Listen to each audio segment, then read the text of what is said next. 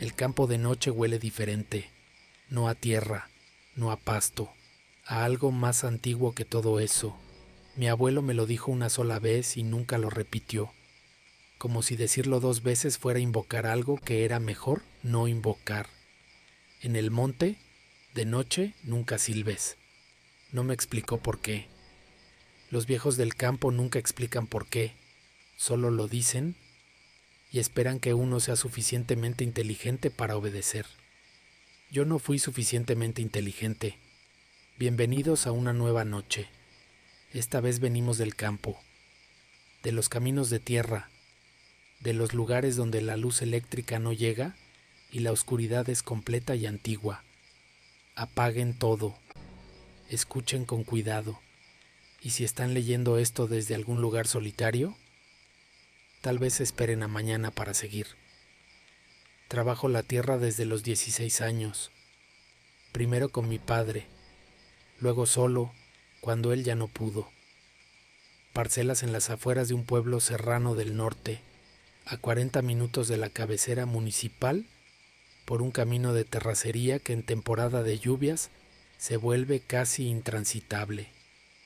Es un trabajo de sol, de madrugada a tarde, de manos partidas y espalda doblada. Pero hay temporadas en que el trabajo se extiende hasta después de que oscurece. Riegos nocturnos, cosechas urgentes antes de que llegue el frío, noches enteras en el campo con una linterna y el sonido de los grillos como única compañía. Me gustaba, o me gustaba antes. Fue en octubre, temporada de cosecha. Llevaba 3 noches seguidas trabajando hasta tarde, recogiendo elote antes de que bajara la helada. Noches frías, cielo limpio, luna casi llena que iluminaba lo suficiente para no necesitar siempre la linterna. Esa noche terminé más tarde de lo habitual, casi las 11. Recogí mis cosas, apagué el pequeño generador que uso para el riego y emprendí el camino de regreso a casa. 40 minutos caminando por la vereda que bordea el monte. Lo había hecho cientos de veces. Iba a la mitad del camino cuando, sin pensarlo, silbé. No una melodía particular, solo ese silbido distraído que uno hace cuando está solo y la noche está tranquila y la cabeza va en otro lado. 3 notas, cortas, y me callé solo, de repente, sin saber por qué, como cuando el cuerpo sabe algo antes que la mente. El monte estaba en silencio, no el silencio normal de la noche, con grillos y viento entre las ramas. Silencio completo, como si todo lo que vivía ahí afuera hubiera dejado de moverse al mismo tiempo. Caminé más rápido. A los pocos minutos los grillos volvieron, el viento volvió. Me dije que había sido mi imaginación y seguí caminando. Entonces lo escuché, un silbido, desde el monte, a mi derecha, entre los árboles. 3 notas, las mismas 3 notas que yo había silbado. Me detuve. El corazón me golpeaba fuerte, pero traté de mantener la cabeza fría. Pudo haber sido un pájaro. Hay aves nocturnas que imitan sonidos.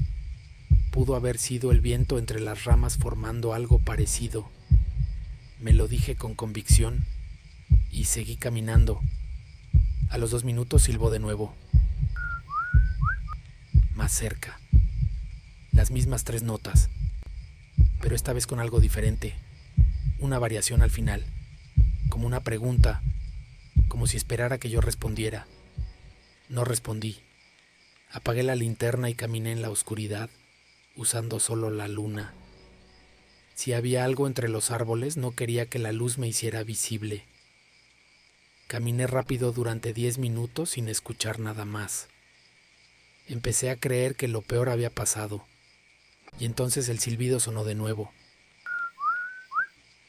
Pero esta vez no venía del monte, venía de adelante, del camino, de donde yo iba. Me detuve completamente.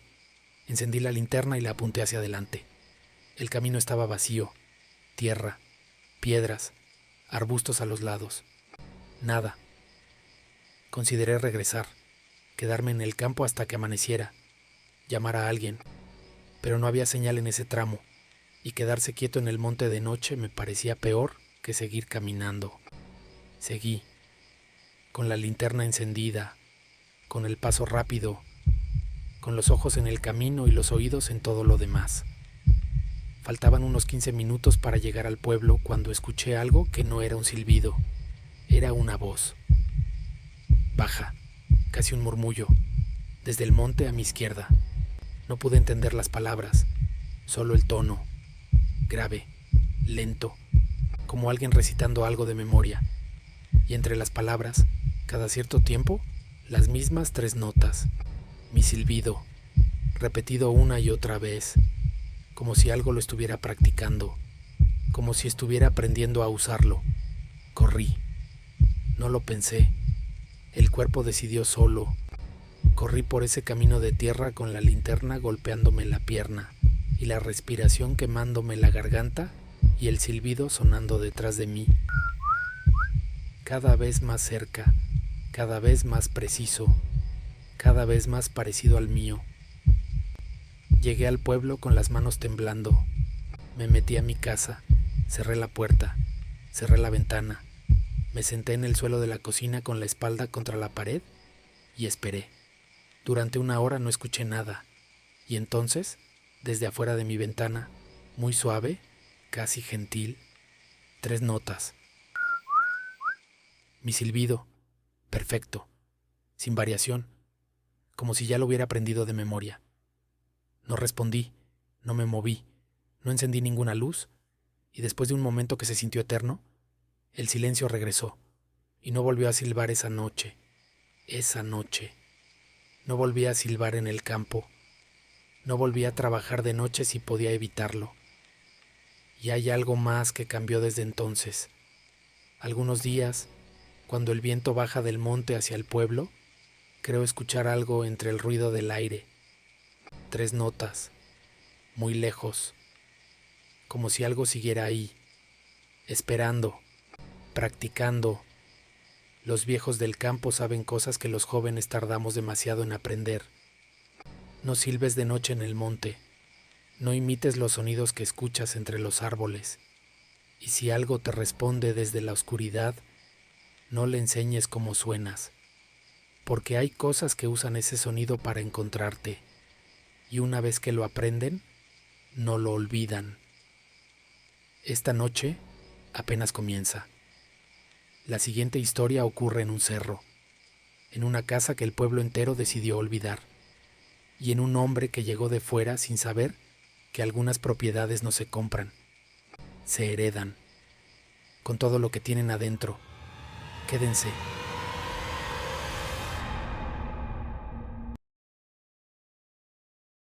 En San Marcos todo el mundo sabe qué casa es. No hace falta señalarla. No hace falta describirla. Si llegas al pueblo y preguntas por la casa del cerro, cualquiera entiende. Cualquiera sabe de cuál hablas. Lo que nadie te dice es por qué está vacía. Me enteré de su existencia por accidente.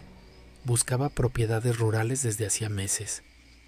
Algo barato, alejado, con terreno suficiente para vivir de otra manera. Estaba cansado de la ciudad, de los departamentos pequeños, del ruido constante. Quería silencio y espacio y una vida más lenta. La encontré en un portal de bienes raíces, precio ridículamente bajo para el tamaño del terreno. Casa de adobe de 2 plantas, patio amplio, vista al valle. Las fotos mostraban paredes gruesas, ventanas pequeñas, una construcción vieja pero sólida. Llamé ese mismo día. El agente que atendió fue amable pero extraño. Me dio los datos técnicos sin problema. Metros cuadrados, escrituras en orden, agua de pozo, sin deudas pendientes. Todo correcto. Pero cuando le pregunté por qué llevaba tanto tiempo en el mercado, hubo una pausa. Es una zona muy específica, dijo. No es para todo el mundo. Le pregunté qué quería decir con eso. Está retirada, dijo. Mucha gente la ve y decide que prefiere algo más cerca del pueblo. Lo dejé pasar. Coordinamos una visita para el siguiente fin de semana. Llegué a San Marcos un sábado por la mañana. El agente me esperaba en la plaza central. Un hombre de unos 50 años, serio, con la cara de quien vive en pueblo chico y carga con sus silencios. Subimos al cerro en su camioneta por un camino de terracería que serpenteaba entre pinos y arbustos secos. 15 minutos desde el centro del pueblo. La casa apareció en una curva. Era exactamente como en las fotos. Grande para lo que yo esperaba. Paredes de adobe blancas aunque descascaradas. Techo de teja roja. Un portón de madera oscura que alguien había reforzado con vigas adicionales en algún momento, como si hubiera necesitado cerrarse con más fuerza de lo normal. Me gustó de inmediato. Eso debió haberme dicho algo. El agente abrió el portón y entramos al patio. Grande, de tierra apisonada. Un árbol viejo en el centro, un fresno enorme con ramas que cubrían casi todo el espacio. En el fondo, la entrada a la casa. Caminé hacia ella. El agente se quedó en el portón. ¿No entra?, le pregunté. Usted vea con calma, dijo. Yo lo espero aquí. Entré solo. La planta baja tenía 3 cuartos grandes, cocina amplia, un baño añadido con materiales más recientes que el resto. Paredes gruesas que mantenían el fresco aunque afuera pegara el sol. Pisos de barro cocido, algunos quebrados, otros perfectos. Olía a encierro y a tierra húmeda, y a algo más que no supe identificar. Subí al segundo piso por una escalera de madera que crujió en cada peldaño. Arriba había 2 cuartos. El primero vacío, con una ventana que daba al valle. La vista era exactamente lo que yo buscaba. Kilómetros de campo abierto, el pueblo abajo, el cielo enorme. El segundo cuarto estaba cerrado. Intenté la manija, con llave. Bajé y le pregunté a la gente si tenía la llave del cuarto del fondo en el segundo piso. Algo cambió en su cara. Ese cuarto no está incluido en la venta, dijo. Lo miré sin entender. Es una propiedad de 2 plantas, dije. ¿Cómo que un cuarto no está incluido? Son condiciones del propietario anterior, dijo. El cuarto permanece cerrado. No forma parte de la transacción. ¿Y quién tiene la llave? Pausa larga. Nadie, dijo. Ya no. Debí haberme ido en ese momento. Cualquier persona razonable se hubiera ido. Pero la vista era perfecta. El precio era ridículo. Y yo llevaba meses buscando exactamente eso. Compré la casa 3 semanas después. Me mudé en noviembre. Las primeras semanas fueron exactamente lo que quería. Silencio. Aire limpio. Noches sin ruido de ciudad. Me dediqué a reparar lo que necesitaba reparación, a limpiar lo que necesitaba limpieza, a hacer del lugar algo habitable y mío. Evité el cuarto cerrado, no porque me diera miedo, sino porque había algo en la puerta que no invitaba a acercarse, una cualidad del espacio alrededor de ella, como cuando uno camina por la calle y sin razón aparente cruza hacia la otra banqueta.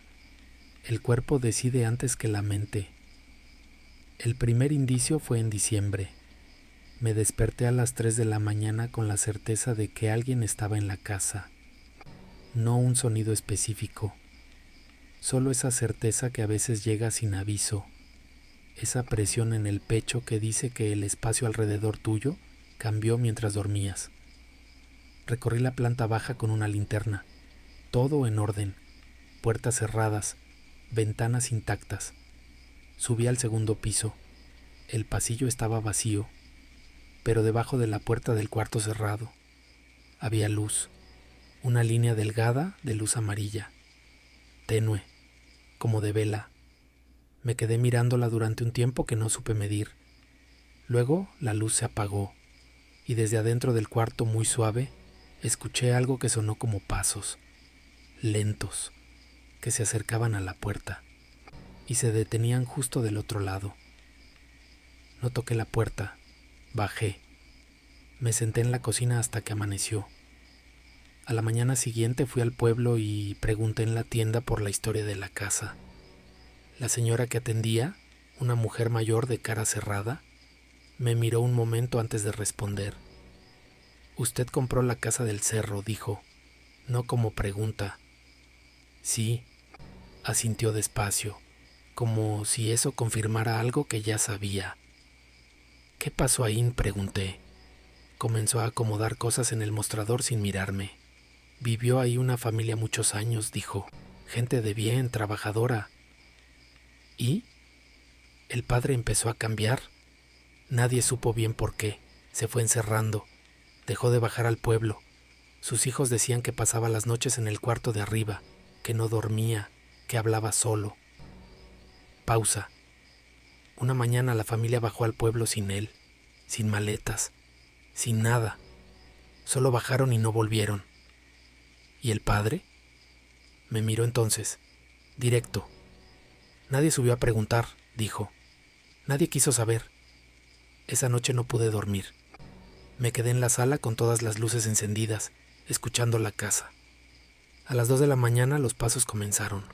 Arriba, en el segundo piso, lentos, regulares, de un extremo del pasillo al otro, una y otra vez.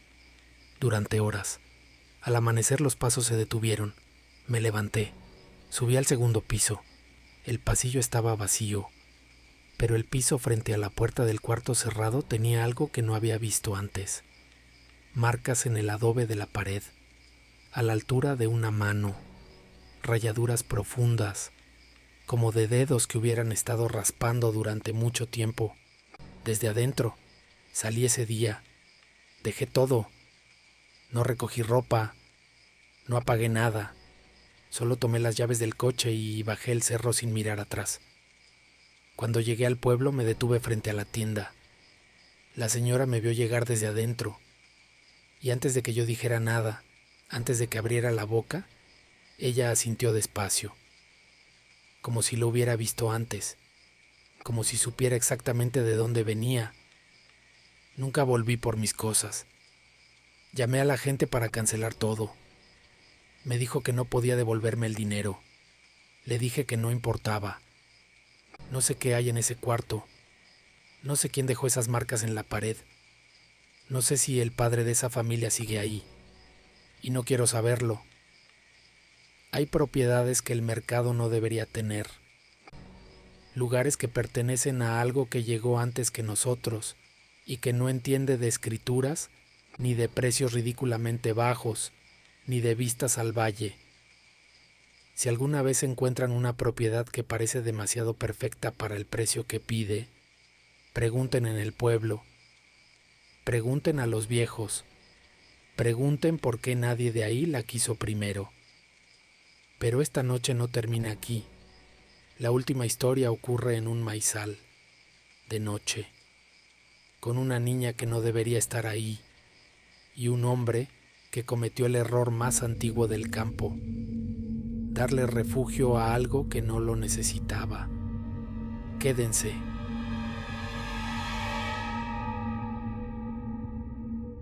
Llevo toda mi vida sembrando maíz. Mi padre lo sembró antes que yo, su padre antes que él. Es el tipo de trabajo que no se elige, que llega con el apellido y con la tierra y con las manos que uno hereda sin pedirlo. No me quejo. La milpa me ha dado todo lo que tengo, pero también me quitó algo que no voy a recuperar. Fue en agosto, temporada de lluvias. El maíz estaba alto, casi listo, las plantas tan juntas y tan crecidas que de día ya costaba trabajo caminar entre ellas. De noche era como meterse a otro mundo, un mundo verde y oscuro y cerrado, donde la luz de la luna no llegaba bien y el sonido se amortiguaba y uno perdía fácilmente la noción de la dirección. Esa noche fui a revisar el riego tarde, más tarde de lo que debí. Llevaba media hora entre las plantas cuando escuché algo que no era viento, un movimiento, entre las hileras de maíz, a mi derecha. Me detuve. Apunté la linterna. Una niña, de pie entre las plantas, quieta, mirándome. Tendría unos 7 u 8 años. Pelo negro largo, ropa clara, una blusa blanca y una falda oscura, húmeda por la lluvia reciente, pies descalzos sobre la tierra mojada. Me quedé helado un momento, no por miedo, por sorpresa. No esperaba encontrar a nadie ahí, mucho menos a una niña sola en medio de mi milpa a esa hora. ¿Qué haces aquí?, le pregunté despacio, sin querer asustarla. No respondió. Solo me miraba con esos ojos grandes y oscuros que no parpadeaban con la frecuencia normal. ¿De dónde vienes? ¿Dónde están tus papás? Nada. Me acerqué despacio. Ella no se movió, no retrocedió. Solo siguió mirándome con esa calma que no es propia de los niños perdidos. Los niños perdidos lloran, tienen miedo, buscan a alguien conocido con la mirada. Esta niña no buscaba nada, solo estaba ahí, como si siempre hubiera estado. Le ofrecí la mano. Después de un momento, la tomó. Su mano estaba fría, muy fría para una noche de agosto, pero me dije que era la lluvia, que llevaba tiempo mojada y sola, y que el frío era normal. Me la dije muchas veces esa noche. La llevé a mi casa. Mi esposa se llamaba Remedios. Era una mujer práctica, de pocas palabras, que no se alteraba fácil. Cuando entré con la niña de la mano, me miró un momento sin decir nada. Luego se agachó frente a ella. ¿Cómo te llamas, mijita? La niña no respondió. Remedios me miró. Yo me encogí de hombros. ¿Tienes hambre?, le preguntó mi esposa. La niña tampoco respondió, pero sus ojos se movieron hacia la cocina. Le dimos de comer, frijoles, tortillas, un vaso de leche.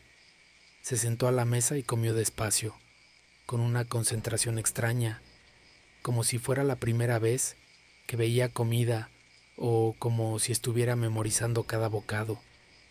No habló durante toda la cena. Cuando terminó, se quedó mirando por la ventana que daba hacia el maizal. ¿Conoces a tu familia?, le pregunté. ¿Sabes cómo se llaman? ¿De qué rancho son? Silencio. Pero entonces, sin voltear a verme, dijo algo, tan bajito que tuve que inclinarme para escuchar. Ya me están buscando, dijo. Remedios y yo nos miramos. ¿Quién te está buscando?, preguntó mi esposa suavemente. La niña no respondió. Siguió mirando por la ventana, hacia el maizal, hacia la oscuridad entre las plantas. Le preparamos un lugar para dormir en el cuarto de mi hijo mayor, que estudiaba en la ciudad. Remedios le prestó ropa seca. La niña se dejó cambiar sin protestar, sin hablar, con esa quietud suya que a esas alturas ya me ponía los pelos de punta, aunque no quisiera admitirlo. Cuando Remedios apagó la luz del cuarto, la niña habló de nuevo. No cierren la ventana, dijo. Mi esposa dudó un momento. Hace frío, mijita. No importa, dijo la niña. Necesito que esté abierta. Remedios cerró la ventana de todas formas. Me lo dijo después, cuando ya estábamos en nuestra recámara con la puerta cerrada y la voz baja. Esa niña no es normal, me dijo. Le dije que era una niña asustada, perdida, que mañana avisaríamos a las autoridades y encontraríamos a su familia. Remedios me miró con esa expresión que tienen las mujeres del campo cuando saben algo que el hombre todavía no quiere ver. ¿Viste sus pies?, me preguntó. Le dije que sí, descalzos, mojados de tierra. ¿Viste la planta de sus pies? No había visto la planta de sus pies. No tenía tierra, dijo Remedios. Caminó por todo el maizal descalza en tierra mojada, y la planta de sus pies estaba limpia. El silencio entre nosotros duró mucho. A las primeras luces la sacamos, dijo mi esposa. Con respeto, pero la sacamos. Asentí, apagamos la luz y tratamos de dormir. A las 3 de la mañana me desperté. No supe por qué. Solo supe que algo había cambiado en el aire de la casa. Me levanté despacio, salí al pasillo. La puerta del cuarto donde dormía la niña estaba abierta. La ventana también. El cuarto estaba vacío. Salí al patio, miré hacia el maizal. Entre las plantas, moviéndose hacia adentro, hacia el centro de la milpa, la silueta pequeña de la niña. La blusa blanca visible entre el verde oscuro. Y alrededor de ella, moviéndose entre las plantas, otras siluetas. Más grandes, que la esperaban.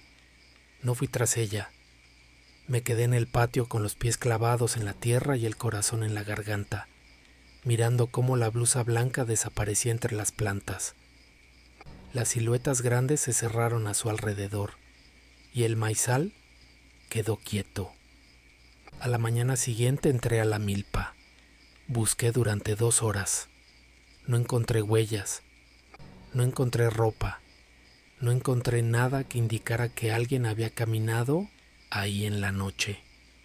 Solo en el centro exacto de la parcela, donde las plantas crecen más juntas y más altas, encontré algo que no estaba el día anterior. Un círculo de tierra quemada. Perfecto. Del tamaño exacto de una niña sentada. Pregunté en el pueblo, en los ranchos vecinos, si alguien había perdido a una niña esa noche, si alguien la conocía. Nadie sabía nada. Nadie había reportado nada. Pero un viejo del rancho de más arriba, cuando le describí a la niña, se quedó callado un momento largo. Luego me preguntó si le había dado de comer. Le dije que sí. Cerró los ojos despacio. Entonces ya sabe dónde está tu casa, dijo. ¿Qué significa eso? Me miró con esa paciencia cansada de quien ha explicado cosas que no debería necesitar explicación. Que va a volver, dijo. Cada año, en agosto, cuando el maíz esté alto. Ese fue hace 3 años. Ha vuelto 2 veces.